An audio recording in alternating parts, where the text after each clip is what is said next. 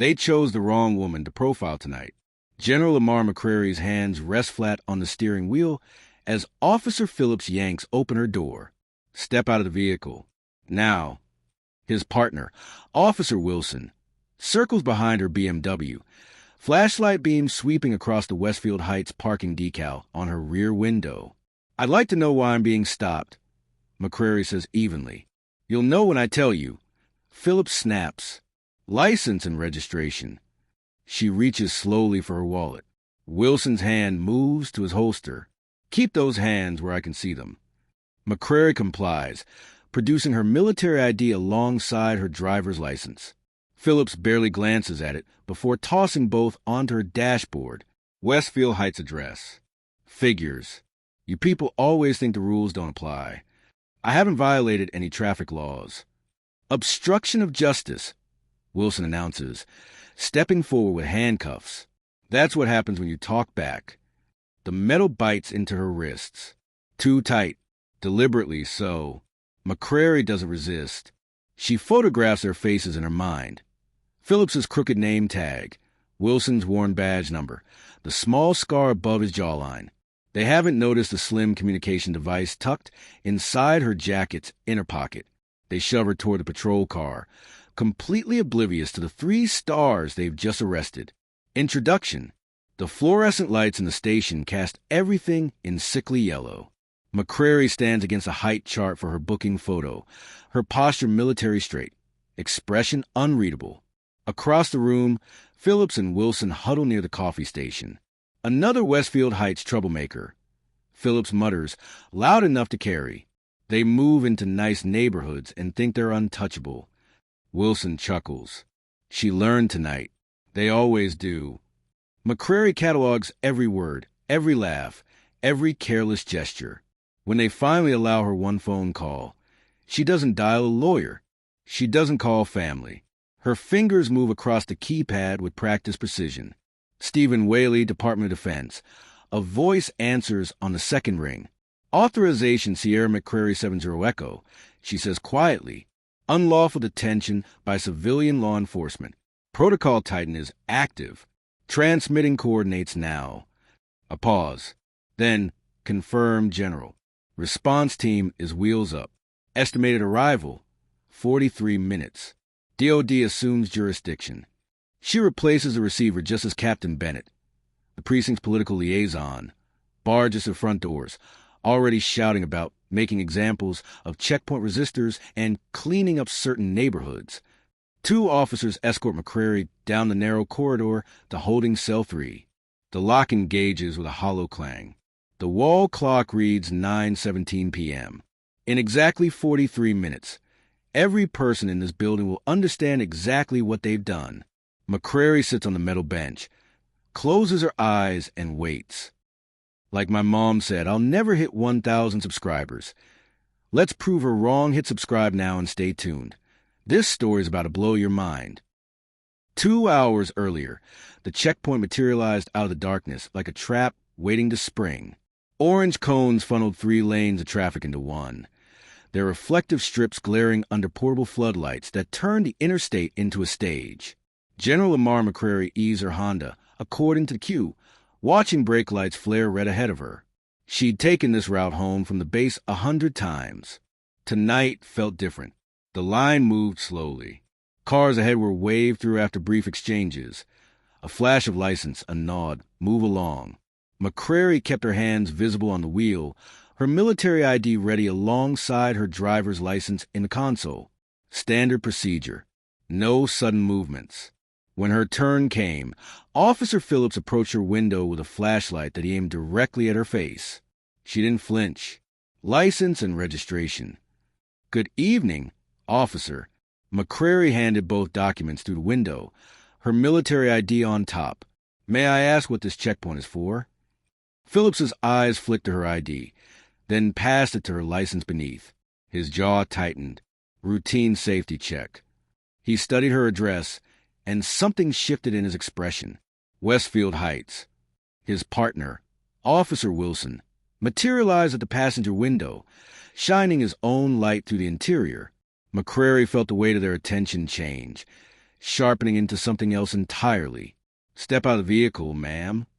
McCrary didn't move. "Officer Phillips, I'm happy to cooperate, but I'd like to know the reason for the request." "I don't need a reason." Phillips's voice hardened. "Step out. Now."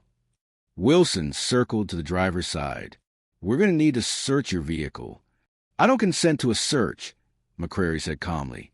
"Under the Fourth Amendment, I have the right to refuse consent without probable cause."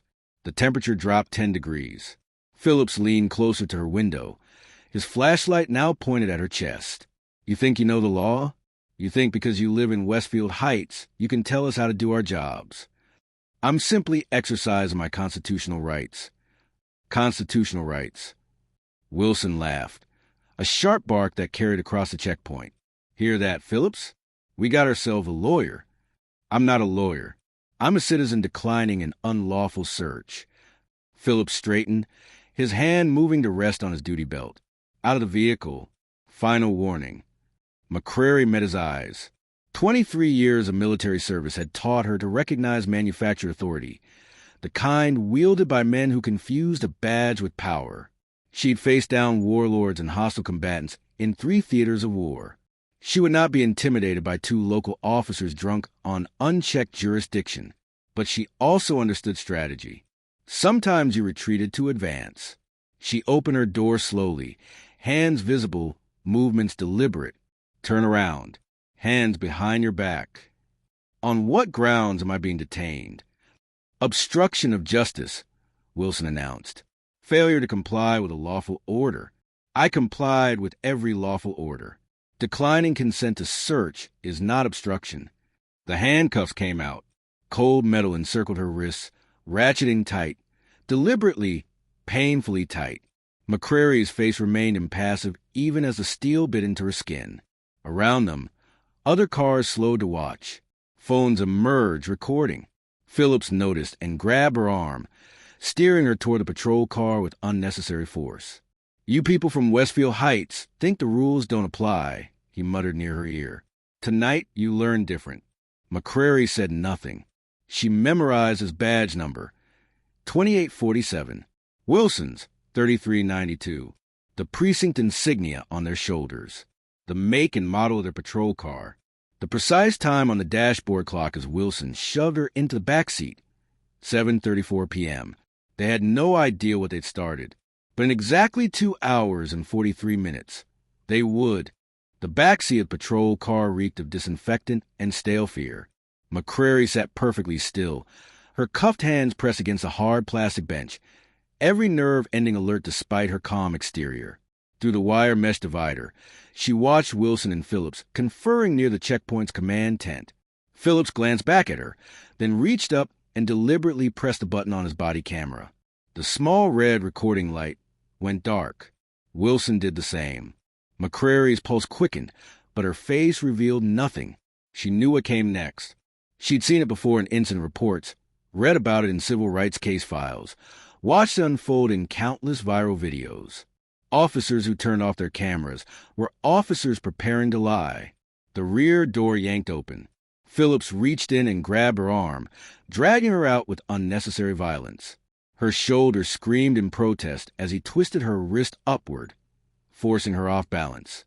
"I'm not resisting," McCrary said clearly, her voice carrying across the checkpoint. Several bystanders were still filming from their stopped cars. "Stop resisting," Phillips shouted, wrenching her arm higher. Pain exploded through her rotator cuff. "Stop resisting right now." She wasn't resisting. She was standing still, hands cupped behind her back, offering no physical opposition whatsoever. But Phillips's voice created a narrative for the witnesses, a false record that would appear in his report. Subject became combative and physically resisted arrest. Wilson moved in from the side, his hand on his baton. "We have a combative suspect here. Ma'am, if you don't stop resisting, we will use appropriate force." McCrary's training kicked in. Document everything. Survive first. Justice later. "I am not resisting," she repeated, louder this time. "I am complying with all commands. My hands are restrained. I am not moving." Phillips jerked her forward, his fingers digging into her bicep hard enough to leave bruises. "Threatening an officer now? You hear that, Wilson? She's threatening us." "I absolutely hear it," Wilson confirmed, his hand tightening on the baton. They were building their case in real time, constructing a fiction that would justify whatever came next. But they'd made 3 critical mistakes. First, they'd assumed McCrary was alone. Second, they'd assumed turning off their body cameras eliminated all evidence. Third, they'd failed to search her thoroughly. Inside her jacket's inner lining, disguised as an ordinary fitness tracker on her wrist, was a military-grade communication device issued only to personnel with crisis protocol clearance. The device was recording everything: full HD video through its pinhole camera, crystal clear audio through its omnidirectional microphone, GPS coordinates accurate to within 3 meters. As Phillips shoved her back toward the patrol car, McCrary pressed her thumb against the device's sensor in a specific pattern. 3 short pulses, 2 long, 1 short. The haptic feedback was barely perceptible, but she felt the responding vibration. Signal confirmed. Data uploading to DoD servers in real time. Somewhere in the Pentagon, an automated alert was triggering. A duty officer would see her name, her rank, her location. Protocol parameters would be checked. Authorization levels would be verified, and a response would be authorized. "Get in the car," Wilson snarled, his hand on her head as he forced her into the back seat again. "You're going downtown. We'll see how smart you think you are after a night in holding." Phillips slammed the door, the sound reverberating through the confined space. Through the window, McCrary watched him turn to Wilson, both men smirking. They thought they'd won. The device on her wrist vibrated twice. Upload complete. Location locked. Response initiated. McCrary closed her eyes and began counting. The DoD's rapid response protocol for detained flag officers had a standard deployment time of 90 minutes from alert confirmation. She'd activated the signal at 7:47 p.m. It was now 7:51 p.m. In 86 minutes, Colonel Jackson and his team would arrive. Until then, she would endure. The interrogation room was deliberately uncomfortable. Metal chair bolted to floor, table scarred with decades of desperate confessions. Fluorescent lights buzzing with frequency designed to grate on nerves. McCrary sat with her back straight, hands folded on the table now that they'd finally removed the handcuffs. Red marks encircled her wrists. Captain Wilson entered without knocking, a manila folder slapping down in front of her. Her belongings spilled across the table: wallet, keys, phone, and her military identification card. "So," Wilson dropped into the chair across from her, leaning back with practiced arrogance, "you want to tell me what really happened at that checkpoint? I'd like to speak with an attorney." Wilson's smile didn't reach his eyes. "You'll get your phone call. But first, we're going to have a conversation about your attitude problem. I'm invoking my right to counsel. This interrogation is over." "See, that's your problem right there." Wilson picked up her military ID, holding it between 2 fingers like it was contaminated. "You think you know your rights. You think you're special." He squinted at the card, then laughed, a harsh, mocking sound. "Oh, this is beautiful. A 4-star general? Really?" McCrary said nothing. "This is a nice fake. I'll give you that." Wilson tossed the ID across the table. "Quality work. Where'd you get it made? Online? Somebody with a laminator. That identification is genuine. You can verify it through impersonating a military officer." Wilson pulled a pen from his pocket, clicking it with theatrical precision. "That's a federal crime. We can add that to obstruction, resisting arrest, and threatening an officer." He leaned forward. "You're looking at serious time." Through the wall, voices rose in the adjacent office. Councilman Bennett's distinctive baritone carried through the cheap drywall. "The checkpoint is working exactly as designed," Bennett was saying. "We're sending a clear message about which neighborhoods we're watching." Wilson glanced toward the wall, then back at McCrary with renewed confidence. Bennett's voice continued. "I don't care if there are complaints. Make an example of anyone who resists, especially the ones from Westfield Heights. They need to understand this is our city, our rules." Another voice murmured something inaudible. "I don't want to hear about rights violations," Bennett snapped. I want results. Process her to the fullest extent. Let everyone see what happens when they don't show proper respect. Wilson's smile widened. Hear that? You picked the wrong night to play lawyer. He tapped her military ID. And the wrong fake identity to hide behind. A general. He shook his head, amused. You people watch too many movies. McCrary met his eyes steadily. On her wrist, beneath her sleeve, the device vibrated once. The DOD would have received the audio of Bennett's instructions by now. Every word recorded, time-stamped, encrypted, and stored on servers that would survive any attempt at deletion. I'll ask you one more time. Wilson clicked his pen again. What really happened at that checkpoint? Admit you got aggressive, sign a statement, and maybe we can work something out. I'm invoking my Fifth Amendment right against self-incrimination and my Sixth Amendment right to counsel. McCrary said quietly, I will not answer any questions without an attorney present. Wilson stood abruptly, his chair scraping against concrete. Have it your way. Enjoy your night in holding. He gathered her belongings, everything except the military ID, which he left on the table like trash. Oh, and that fake? He paused at the door. We're keeping that as evidence of your impersonation charge. The door slammed shut. The lock engaged. McCrary checked the time. 8:23 p.m. 54 minutes. 20 minutes later, the lock disengaged again. McCrary didn't look up immediately, but she registered the different energy. Quieter footsteps, less aggression in the door's opening. Detective David Morales entered carrying a tablet and a bottle of water. He was younger than Wilson, maybe mid-30s, with tired eyes that suggested he'd seen too much too soon. His tie was loosened, sleeves rolled up, badge clipped to his belt rather than worn for show. He set the water in front of her without comment, then picked up the military ID Wilson had left on the table. His entire body went still. Morales studied the card under the fluorescent light, tilting it to catch the holographic security features. His jaw tightened. He looked at McCrary, then back at the ID, then at her again. This is real, not a question. A statement of dawning horror. McCrary said nothing. Morales pulled out his phone and took a photo of the ID, then opened a browser. His fingers moved quickly across the screen. 30 seconds passed. His face went pale.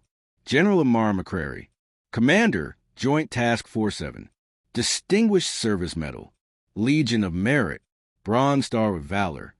He looked up. You're not just a general. You're a 4-star general. I invoked my right to an attorney 43 minutes ago, McCrary said evenly. Morales sat down heavily in Wilson's abandoned chair. He rubbed his face with both hands, the gesture of a man watching his world collapse. Jesus Christ. What did they do? I was stopped at a checkpoint without probable cause, denied my Fourth Amendment rights when I declined consent to search, arrested for obstruction despite full compliance, had my Miranda rights violated, and just spent the last 20 minutes being interrogated without counsel despite repeated invocations. Morales closed his eyes. The body cameras were turned off deliberately before Officers Phillips and Wilson manufactured a resisting arrest narrative. You have proof of that. McCrary said nothing, but something in her silence made Morales lean forward. You have proof, he realized.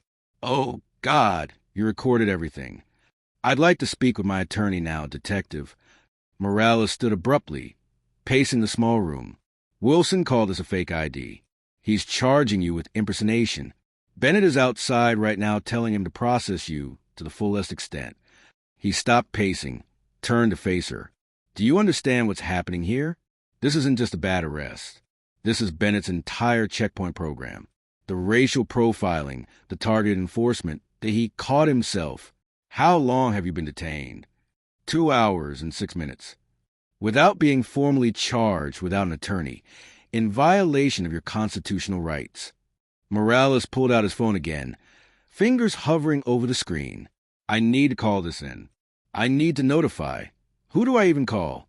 The Pentagon? JAG? The Inspector General? That won't be necessary. Something in McCrary's tone made Morales pause. What does that mean? It means a response is already in progress. What kind of response? Before McCrary could answer, Wilson burst through the door. Morales, what the hell are you doing in here? I told you to process the other. He saw Morales holding the military ID, and his expression darkened. Put that down. That's evidence. Evidence of what exactly? Morales' voice had an edge McCrary hadn't heard before.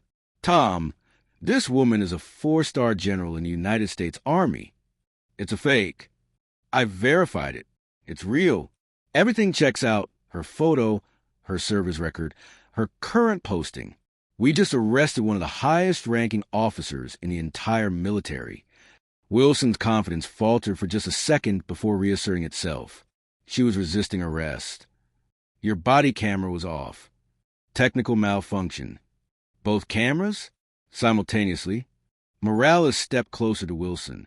How long have you known Bennett's checkpoint program was targeting specific neighborhoods based on demographics? How long have you been participating in this? You need to watch yourself, detective.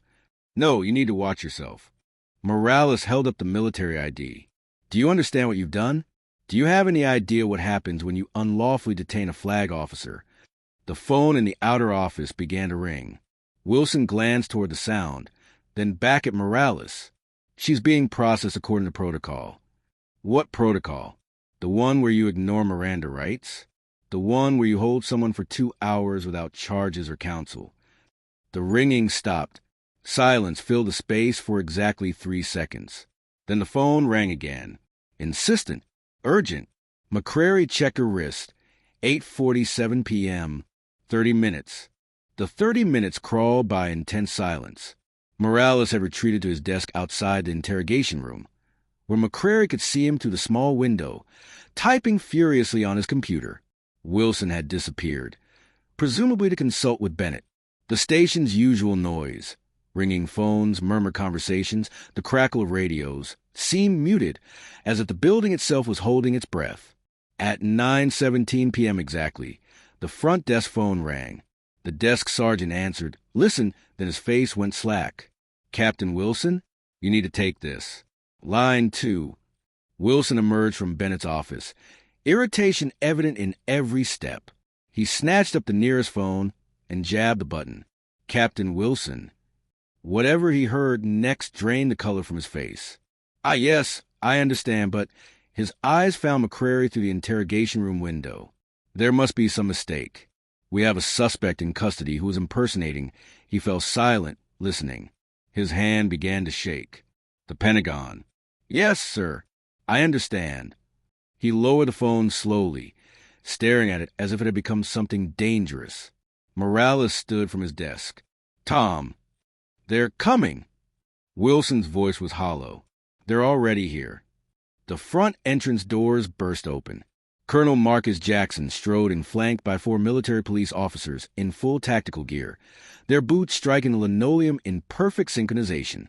Jackson's uniform was immaculate, his bearing absolute. The silver eagle on his collar caught the fluorescent light as he surveyed the civilian police station with the detached precision of a surgeon examining a tumor. I'm Colonel Marcus Jackson, Department of Defense Investigative Services. His voice carried without being raised. I'm here for General Amara McCrary. Where is she? The desk sergeant pointed mutely toward the interrogation room. Jackson's eyes followed the gesture, his jaw tightening when he saw McCrary through the window. He turned back to Wilson. You're Captain Wilson? Yes, but... Who authorized the detention of a 4-star general? She was resisting arrest. We had probable cause to. Show me your body camera footage. Wilson's mouth opened. Closed. The cameras malfunctioned. Both cameras. Simultaneously. Jackson's tone could have frozen steel. Convenient. Councilman Bennett chose that moment to emerge from his office, his political smile already deployed. Colonel, I'm Councilman Michael Bennett. I'm sure we can clear up this misunderstanding. There's been a communication breakdown, nothing more.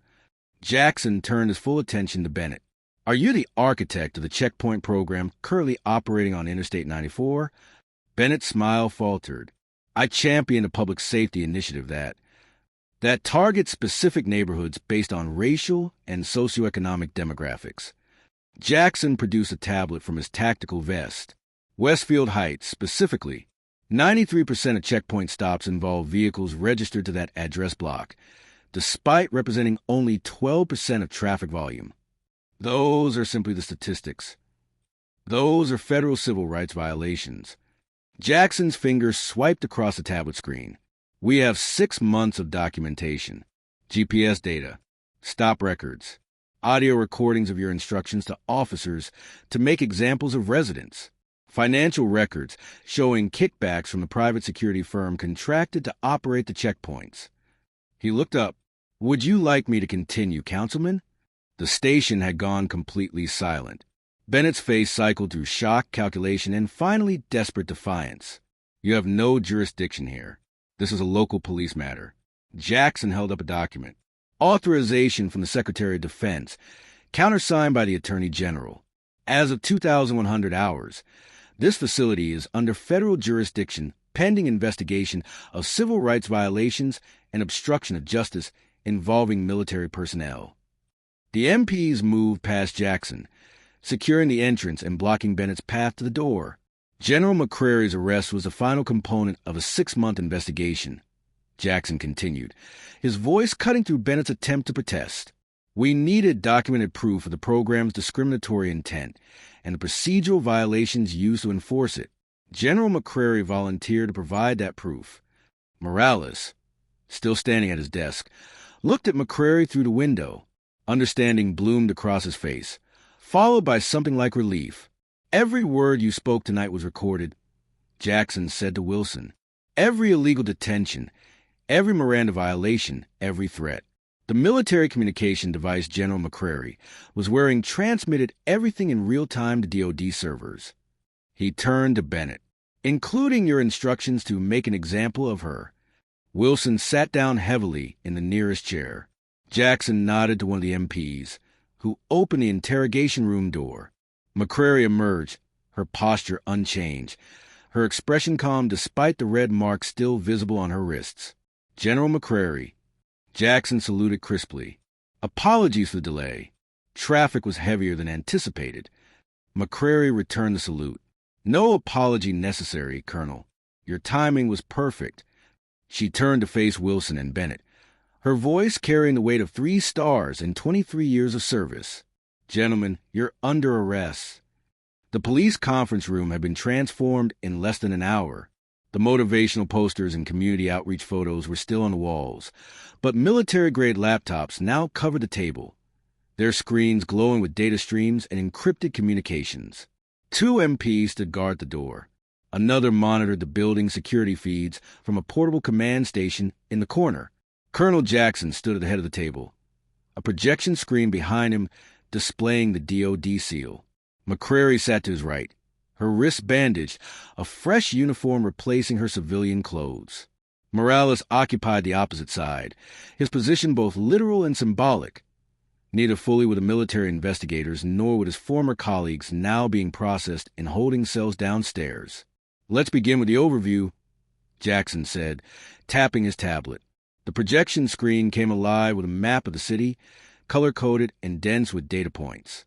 This is a 6-month traffic pattern analysis of Interstate 94, covering all checkpoint operations authorized by Councilman Bennett's Community Safety Initiative. Jackson zoomed in on the checkpoint location. Green dots represent vehicles stopped and released. Yellow dots are citation stops. Red dots are arrests. The map was a damning constellation of red, clustered in 3 specific areas, all of them minority neighborhoods. Westfield Heights blazed brightest. 93% of arrests occurred at vehicles registered to addresses in these 3 zones. McCrary said, her voice clinical, despite those zones representing only 12% of total traffic volume during checkpoint hours. Jackson advanced to the next slide, a spreadsheet of stop times. Average stop duration for vehicles from predominantly white neighborhoods, 2 minutes, 17 seconds. Average stop duration for Westfield Heights vehicles, 11 minutes, 43 seconds.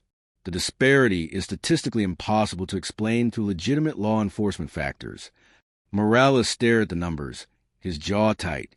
He'd known the checkpoint program felt wrong, but seeing it quantified, seeing the mathematical proof of discrimination, made it undeniable. Captain Wilson's email records.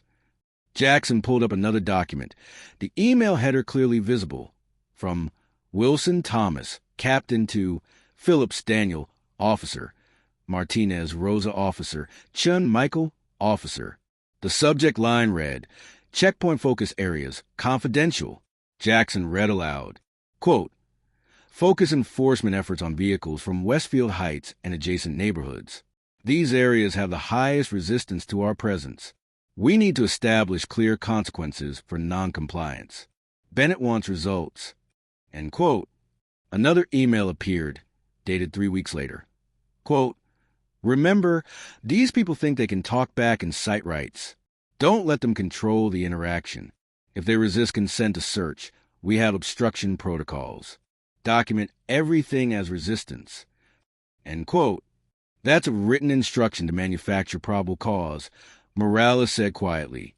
Correct. Jackson's finger moved to another file. We also recovered financial records showing that Captain Wilson, Councilman Bennett, and 4 other officers received quarterly payments from Secure City Solutions, the private security firm contracted to provide equipment and personnel for the checkpoint program. The next slide showed bank statements, highlighted deposits, shell company registrations, $47,000 over 6 months, paid as consulting fees for checkpoint site selection and enforcement protocols. They were being paid to target specific neighborhoods, McCrary said. Jackson nodded. The more arrests, the more the program appeared necessary. The more necessary it appeared, the more funding Bennett could justify. And Secure City Solutions secured a 5-year contract worth $8.2 million. He turned to Morales. Detective, you indicated you have additional materials to contribute to this evidence file. Morales pulled a USB drive from his pocket, staring at it for a long moment. Crossing this line meant ending his career in local law enforcement, burning every bridge with officers he'd worked beside for 12 years. But those officers had turned off their body cameras and manufactured charges. They'd violated the oath he still believed in. He plugged the drive into one of the military laptops. Internal Affairs files, Morales said, 3 years of buried complaints against the checkpoint program and officers associated with it. 17 formal complaints from Westfield Heights residents alleging racial profiling, excessive force, and procedural violations. 14 of those complaints were marked unsubstantiated, without meaningful investigation. Jackson opened the files, scanning quickly. These witness statements were never interviewed. The investigation consisted of asking Wilson and his team if they'd done anything wrong. When they said no, the cases were closed. Morales pulled up another folder.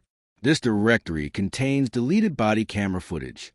I recovered it from the server backup before it could be permanently erased. The screen filled with video thumbnails, each one showing a checkpoint stop. Jackson clicked one at random.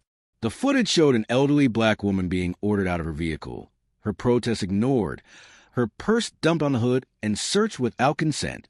How many files? McCrary asked. 47 deleted incidents over 18 months, Morales said.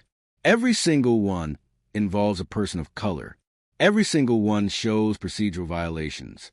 And every single one was deleted within 72 hours of recording. Jackson sat back in his chair, processing the scope of the corruption. This isn't just civil rights violations. This is conspiracy, obstruction of justice, evidence tampering, and racketeering. Yes, sir. Morales met his gaze. And it goes higher than Bennett. The police chief signed off on the checkpoint protocols.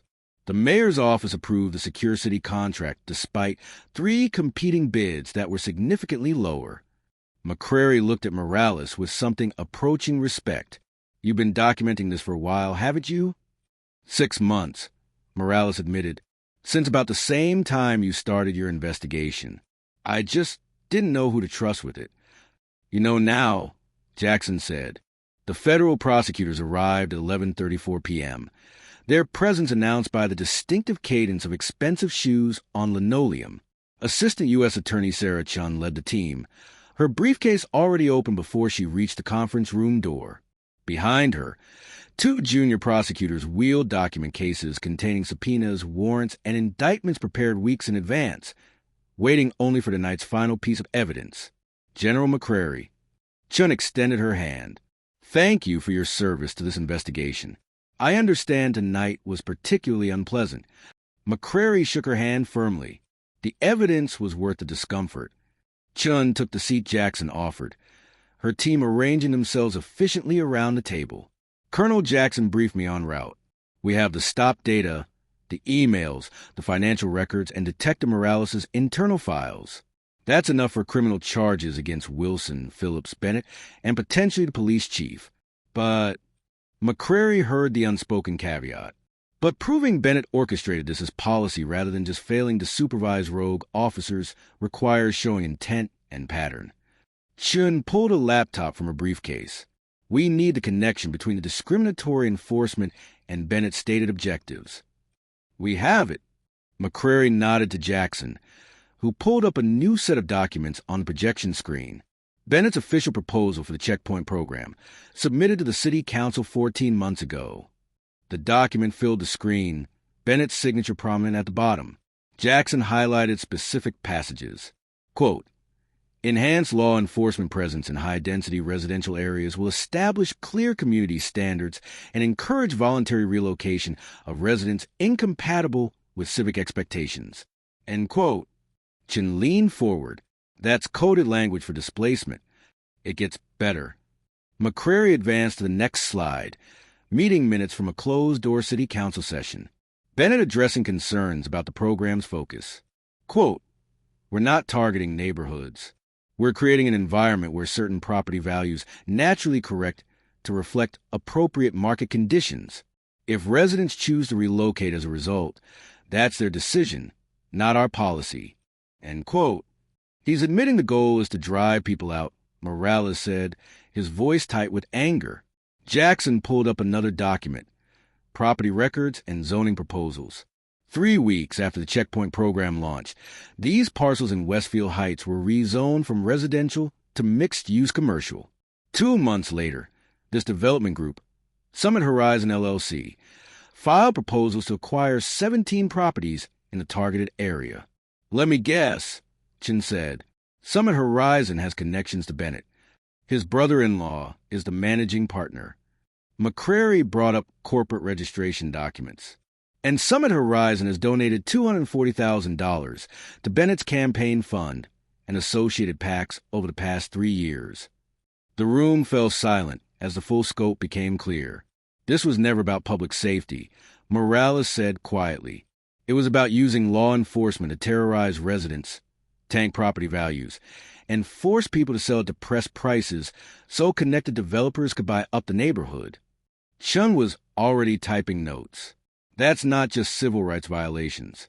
That's racketeering under the RICO statute. Conspiracy to deprive citizens of their constitutional rights under color of law. Wire fraud if any of these transactions cross state lines. And possibly housing discrimination violations. Jackson pulled up the final piece of evidence. Bank records showing wire transfers between Summit Horizon, Secure City Solutions, and a series of shell companies. The security firm was paid to provide arrest quotas. Those quotas justified the checkpoint's continuation. The checkpoint suppressed property values. The suppressed values enabled the acquisition. It's a closed loop, McCrary said. Bennett created a system where the more his officers violated people's rights, the more profitable it became for his family's development interests. Chin closed her laptop with a decisive snap. We have him. Multiple federal charges, all supported by documentary evidence and recorded admissions. She looked at Morales. Detective, your internal files showing a pattern of buried complaints and deleted evidence establishes consciousness of guilt and obstruction. That's the prosecutorial backbone. Morales nodded slowly. How many people are going down? Right now? Wilson, Phillips, Bennett, the police chief, and 4 other officers who took payments from Secure City. Chun pulled a stack of sealed indictments from her briefcase. But we're also opening investigations into the mayor's office, the city council members who voted for program, and Summit Horizon's entire corporate structure. She stood, her team following suit. The grand jury convenes Monday morning. We'll have indictments by Tuesday afternoon. McCrary rose as well. What about the residents who were arrested under this program? The people who now have criminal records because of Bennett's scheme? Every arrest, every citation, every record stemming from this checkpoint program will be reviewed for dismissal and expungement, Chen said. We're also recommending a federal consent decree for the entire police department and a civil rights division investigation into similar programs in other precincts. She gathered her briefcase, then paused. General, what you did tonight, allowing yourself to be arrested, documenting every violation, that took extraordinary courage. McCrary's expression remained neutral. It was necessary, and I had the resources and authority to ensure accountability. Most people subjected to this program didn't. They will now, Chen said. Thanks to you. The prosecutors departed, leaving silence in their wake. Jackson began shutting down the command center equipment. Morales sat alone at the table, staring at the projection screen still displaying Bennett's signature on the discriminatory policy. What happens to me? Morales asked finally. McCrary considered him carefully. That depends. What do you want to happen? 1 week later, General Amara McCrary sat before the House Committee on Oversight and Reform in full dress uniform. Her ribbons a colorful testament to 23 years of service across 3 continents. The congressional hearing room was packed. Journalists in the press gallery, advocacy groups in the public seating, camera crews positioned to capture every word. The bruises on her wrists had faded to yellow, barely visible beneath her uniform cuffs. But a photograph of those fresh red marks had already circulated through every major news outlet in the country. Chairman Rodriguez gavelled the hearing to order. General McCrary, thank you for appearing before this committee. I understand the events of November 20th were both professionally and personally challenging. Thank you, Mr. Chairman. I'm honored to provide testimony. Rodriguez consulted his notes. For the record, you are a 4-star general currently commanding Joint Task Force 7 with distinguished service, including deployments to Iraq, Afghanistan, and Syria. Is that correct? Yes, sir. And on the evening of November 20th, you were stopped at a civilian police checkpoint in your home city, subsequently arrested, detained for over 3 hours, and subjected to interrogation without counsel despite repeated invocations of your constitutional rights. Is that also correct? Yes, sir. McCrary's voice remained steady, professional. I was stopped without probable cause, denied my Fourth Amendment rights when I declined consent to search my vehicle, arrested on fabricated charges of obstruction and resisting arrest, and held in violation of multiple constitutional protections. Representative Chun, the committee's ranking member, leaned forward. General, walk us through what happened after you asserted your rights. McCrary detailed the evening methodically. The checkpoint stop, the escalation when Officers Phillips and Wilson saw her Westfield Heights address, the deliberate deactivation of body cameras, the manufactured stop-resisting narrative, the interrogation where Captain Wilson mocked her military identification as a fake. At what point did you realize this was more than individual officer misconduct? Rodriguez asked. When I overheard Councilman Bennett through the interrogation room wall, giving explicit instructions to make an example of residents from specific neighborhoods. That confirmed what our investigation had suspected. This wasn't rogue officers acting independently. This was systematic policy. Your investigation.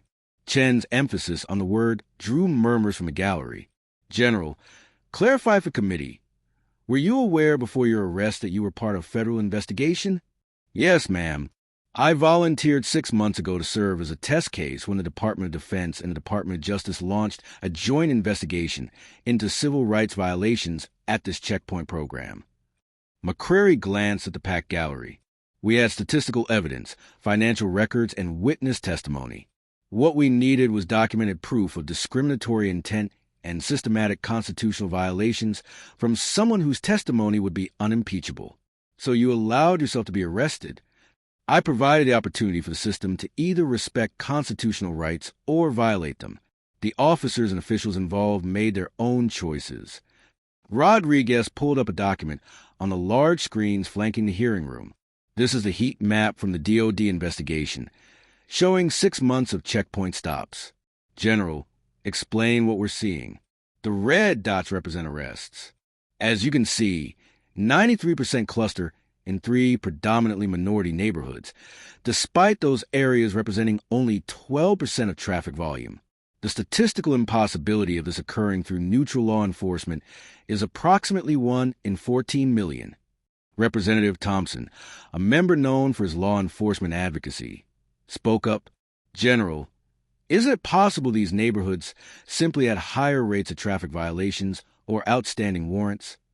We examined that possibility, Congressman. The data showed no correlation between arrest rates and actual violation rates. In fact, vehicles from predominantly white neighborhoods had higher rates of moving violations but dramatically lower arrest rates. The determining factor wasn't conduct. It was address." McCrary advanced to the next slide. Wilson's emails, Bennett's meeting minutes, the financial transfers from Summit Horizon LLC. She walked the committee through each piece of evidence, her presentation clinical and devastating. The checkpoint program was designed to create an environment of fear and harassment in specific neighborhoods. McCrary concluded, the goal was to suppress property values, force residents to relocate, and enable connected developers to acquire properties at depressed prices. Law enforcement was weaponized for private profit. The hearing room erupted in whispered conversations. Rodriguez gabbled for order.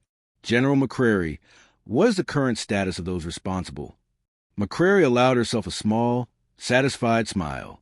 As of Tuesday afternoon, federal grand juries in 2 districts returned indictments against Councilman Michael Bennett, Police Captain Thomas Wilson, Officers Daniel Phillips and James Martinez, former Police Chief Richard Hendricks, and 7 other individuals on charges, including conspiracy to deprive citizens of constitutional rights, racketeering, wire fraud, and obstruction of justice. Additional indictments are expected as the investigation expands. She paused, letting the magnitude sink in. Additionally, the Department of Justice has ordered the expungement of all arrests, citations, and criminal records stemming from this checkpoint program. 347 individuals will have their records cleared. 62 people currently serving sentences based on these arrests will be immediately released. The gallery erupted in applause. Rodriguez made no effort to silence it. Chin leaned into her microphone. "General, what would have happened if you weren't a 4-star general? If you were just an ordinary resident of Westfield Heights?" McCrary's expression hardened. "I would have been processed, charged, convicted in a system that presumes the police are telling the truth. I would have a criminal record. I might have lost my job, my housing, my ability to support my family. And the program would have continued unchallenged. That's why you did this. That's why I did this, ma'am. Because most people don't have the institutional protection I have. Most people can't make one phone call and have the Pentagon respond. Justice shouldn't require 3 stars and a military ID to be enforceable." Rodriguez nodded slowly. "This committee will be recommending immediate federal oversight of similar checkpoint programs nationwide, mandatory body camera policies with severe penalties for deactivation, and substantially increased funding for civil rights enforcement." He looked directly at McCrary. "General, on behalf of this committee and the citizens you served, thank you, not just for your military service, but for your willingness to subject yourself to injustice to expose it." McCrary stood, saluted, and spoke her final words to the committee with the weight of every person who'd been violated by the program behind her. No one should have to be a general to be treated with dignity under the law. That's what we fought for tonight. 2 months later, the Westfield Heights Community Center hummed with the kind of energy that comes from hope deferred finally arriving. Folding tables lined the walls, staffed by legal aid volunteers processing expungement paperwork, public defenders reviewing dismissed cases, and counselors from the local college explaining re-enrollment procedures. Children played in the corner while their parents waited in lines that, for once, represented opportunity rather than punishment. General Amara McCrary stood near the refreshment table in civilian clothes, jeans and a simple blazer, trying to maintain a low profile. It wasn't working. People kept approaching, some to shake her hand, others simply to say thank you. She accepted each interaction with the same patience she'd shown through congressional testimony, though she deflected credit whenever possible. "You're her, aren't you?" An elderly woman approached, leaning heavily on a carved wooden cane. Her gray hair was pulled back in a neat bun, her church dress pressed and proper despite the community center's casual atmosphere. "The general from the news." McCrary extended her hand. Amara McCrary, ma'am, though I'm off duty today. Evelyn Harris. The woman's grip was surprisingly strong. My grandson Marcus is over there. She gestured toward the college counseling table, where a young man in his early 20s was animatedly discussing course schedules with an admissions representative. He was arrested at that checkpoint 8 months ago. They said he was aggressive, said he threatened the officers. None of it was true, but who believes a young black man over 2 police officers? I'm familiar with how that works, McCrary said quietly. They gave him 18 months. He lost his scholarship, lost his spot at the university. Mrs. Harris's eyes glistened. But last week, a lawyer called, said his case was being dismissed, his record expunged, said he could go back to school if he wanted. She looked up at McCrary. He starts spring semester. Full scholarship reinstated. McCrary felt the weight of those words settle somewhere near her heart. Marcus Harris was one of the 62. One of the names on the list she'd memorized. People whose lives had been derailed by a system designed to fail them. I'm glad he's getting his chance back, McCrary said. The lawyer told us what you did. Mrs. Harris's voice dropped lower, meant only for McCrary. Told us you let them arrest you, knowing who you were, knowing you could stop it at any time, just so there'd be proof that couldn't be denied. It was necessary. It was more than necessary. It was sacrifice. Mrs. Harris squeezed McCrary's hand. Most people with your kind of power, they don't put themselves on the line for folks like us. They write reports, hold hearings, maybe issue some statements. But you stood in that cell. You wore those handcuffs. You let them treat you the way they've been treating our children for years. McCrary's throat tightened.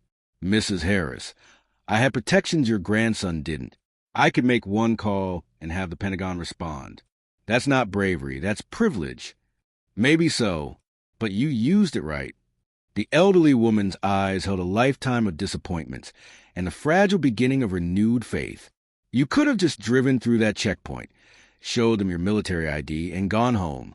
Instead, you made them show the world who they really were. Before McCrary could respond, a familiar voice cut through the community center noise. General McCrary, I thought I might find you here. Detective David Morales approached, though the title no longer fit. His police badge had been replaced by crisp FBI credentials clipped to his belt. The transformation was more than cosmetic. He carried himself differently now. The weight of complicity lifted from his shoulders.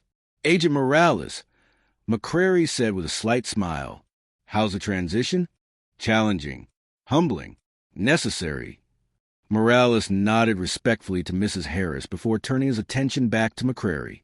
I've been reviewing the nationwide analysis. Your case opened the floodgates. We've identified 47 similar checkpoint programs in 32 states, all with the same statistical markers: discriminatory stop patterns, deleted body camera footage, financial connections to private security firms or development interests. 47, McCrary repeated. How many people? Conservatively? 14,000 wrongful arrests over the past 5 years. But that's just the checkpoints. We're finding the same pattern in traffic enforcement units, quality of life policing initiatives, and gang database protocols. The methodology Bennett used wasn't unique. It was a playbook being implemented nationwide. Mrs. Harris listened intently, her grip tightening on her cane. The Civil Rights Division is establishing a task force, Morales continued. Regional teams with authority to audit any law enforcement program showing similar statistical anomalies. Stephen Whaley at the DoD is coordinating with us. If military personnel or their families are involved, we have joint jurisdiction and enhanced investigative resources. How long until the task force is operational? McCrary asked. 6 weeks. We're recruiting investigators, prosecutors, and data analysts. Morales paused. Whaley specifically requested you as a consultant, said your perspective would be invaluable. McCrary glanced around the community center, at Marcus Harris discussing his academic future, at parents whose children would no longer carry criminal records, at the tangible evidence that the system could be forced to work as designed. Tell Whaley I'm in, she said, but I want field authority, not just advisory capacity. And I want community liaisons embedded in every regional team. People like Mrs. Harris who've lived through these systems and understand the human cost. I think that can be arranged. Morales pulled out his phone, typing notes. The goal is comprehensive oversight. No more checkpoint programs operating in shadows. No more double standards for different neighborhoods. Just equal justice under law. That's the promise, McCrary said. Now comes the hard part, keeping it. Mrs. Harris touched McCrary's arm gently. You'll keep it. I believe that now. She looked at Morales. Both of you will. Across the room, Marcus Harris caught his grandmother's eye and waved, his smile bright enough to illuminate the entire center. Mrs. Harris waved back, tears streaming freely down her face. My grandson gets to go back to school, she said, her voice breaking, because you made them see us as people, as citizens with rights, not just addresses to target. McCrary watched the young man laughing with the college counselor, rebuilding a future that had been stolen from him. She thought about the interrogation room. The too tight handcuffs, Wilson's mocking voice calling her military ID a fake. She'd endured 3 hours of systematic violation. Marcus Harris had endured 8 months of imprisonment for a crime that never happened. The work isn't finished, McCrary said, as much to herself as to the others. Bennett's case is just one city. Those 47 programs Morales mentioned, each one represents hundreds or thousands of people whose lives have been disrupted, whose dignity has been violated, whose faith in justice has been eroded. But now there's a template, Morales said, a proven methodology for exposing and dismantling these systems. And more importantly, there's political will. After your congressional testimony went viral, every civil rights organization in the country started demanding audits of their local programs. The Department of Justice can't ignore that pressure. Political will is fickle, McCrary cautioned. It lasts as long as the news cycle and fades when the next crisis emerges. That's why the structural changes matter. The federal oversight, the body camera requirements, the statistical analysis protocols. Those outlast the headlines. And the people, Mrs. Harris added quietly, the people who lived through it, who know what it cost, who won't let it be forgotten, will remember, will hold them accountable. McCrary met the elderly woman's eyes and saw the truth there. This victory belonged to every person who'd been stopped without cause, arrested without justification, convicted without justice. She'd simply been the one with enough armor to walk into the fire and document the burns. No checkpoints, McCrary said, echoing the phrase that had become the rallying cry. No double standards, just equal justice under law. Equal justice, Morales agreed. Mrs. Harris smiled, squeezed McCrary's hand one final time, and returned to her grandson, ready to help him fill out enrollment forms for the spring semester he'd never thought he'd see. The work continued. It always would. But tonight, in this community center in Westfield Heights, justice felt a little less like a promise and a little more like a practice.